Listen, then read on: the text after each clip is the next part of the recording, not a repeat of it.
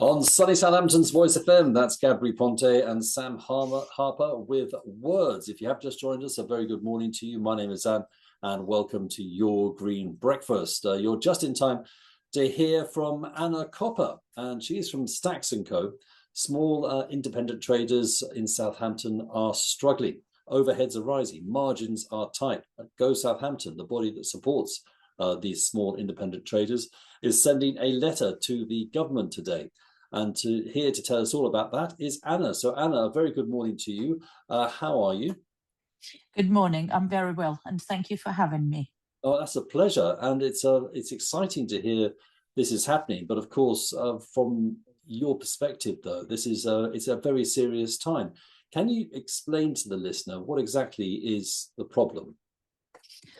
The core reality that we are all facing currently, whilst the revenue may look up, and this is thank you to our local and loyal customers, but the costs have risen significantly. They've risen faster than the prices realistically can follow. And that's the pressure all of us are facing currently in the hospitality sector. The margins are very tight, and we're not looking for handouts. We're looking for a fair conditions where we can thrive and support our local economy. Do you see examples of this in other countries where traders like yourselves are treated more equitably? Well, the one example that I can bring to your attention is the rate of VAT. Currently, we are on 20% VAT rate for the hospitality sector, and that is one of the highest in Europe. What does it mean to us in reality? When the margins are so tight, we saw when we were granted a temporary VAT relief, how much that helped to stabilise and protect the jobs, stabilise the economy, and give us a temporary relief. So something like that would be an example how we are different to our perhaps European neighbours. Because I met someone recently who was running a restaurant, and he described to me in the margins how, let's say, the food, especially food, the price rises you've seen, and the price rises you've seen in energy, how that they can't put the meals up any higher, because then it becomes unrealistic for most people to think, well, that sounds like a good meal. And so the top part, the bit that he takes home, is virtually nothing after he's paid everyone, but he's still able to pay everyone. Is that the same situation with you and the people that you're helping?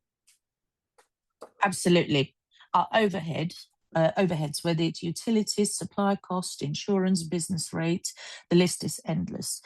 That has increased significantly, and even a small percentage rise, what does it mean in reality? It just means that we're already operating on a tight margins. So any percent increase, it eats into that net profit margin. So that's the reality that we are facing, and that's where we're struggling. Of course, a lot of the money goes towards staff, but I can imagine you've got to keep the quality of food up, which means that some people will be tempted to go for a cheaper option. And then there's the other side of it. When equipment breaks, there's nothing there for you to go, right, we can repair that, or you have to get out loans, I presume.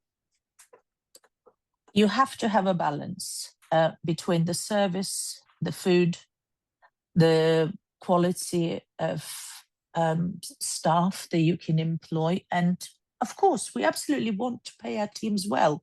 They are the backbone of the hospitality.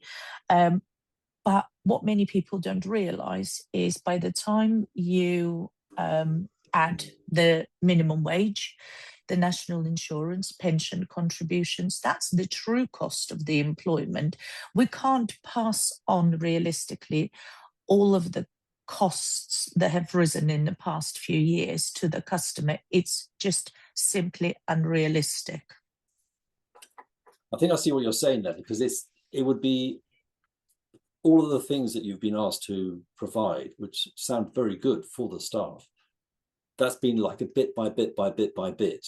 and so that responsibility that you now have has increased over time. If you were to say of one of those, which one would you prefer not to be doing?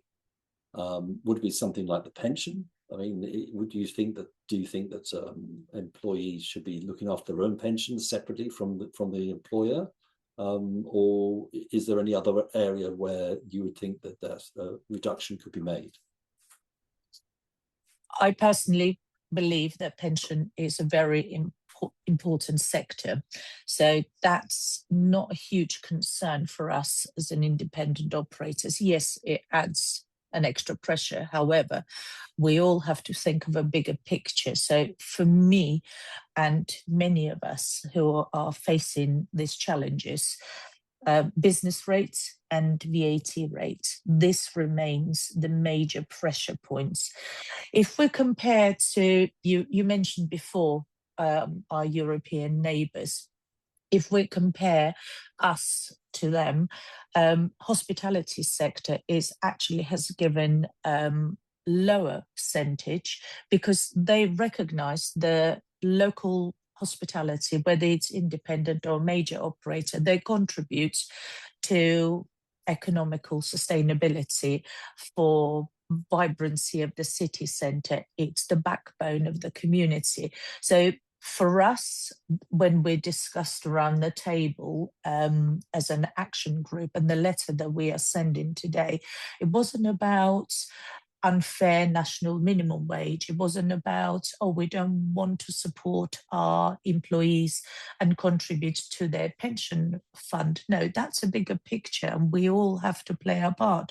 For us is that we need a fair environment where we can thrive. We're passionate and we're resilient. So we just need the government to realise that it's not just pubs that needs to be looked after. We welcome hugely the U-turn that was made and the relief that has been given to pubs in the hospitality sector. But city centre needs to thrive. City centre needs to be vibrant, and especially Southampton, where we have millions of visitors and tourists, being a portal city. They need to arrive in the city and feel that vibrancy, not businesses that are closing down because the margins are so tight and they cannot simply operate and they give up. How close then are people to closing down? I'll give you a recent example when we were sat around the table and there was probably 20 to 30 independent business operators who have been in the hospitality scene, not just over a decade, but 20, 30 years. I would say the vast majority was at a point where they just don't see any reason to continue. I mean, that's serious, isn't it? And it's not like it's not that they're fed up with the job. It's just that they're fed up with the pressure that the lack of profit is at the moment. We are fed up about there's no balance. When you work hard, we don't mind working hard. Like I said previously, we're passionate. Otherwise, we wouldn't be in this hospitality sector. We are resilient, and we truly believe that the service that we provide is important to the local economy and our community.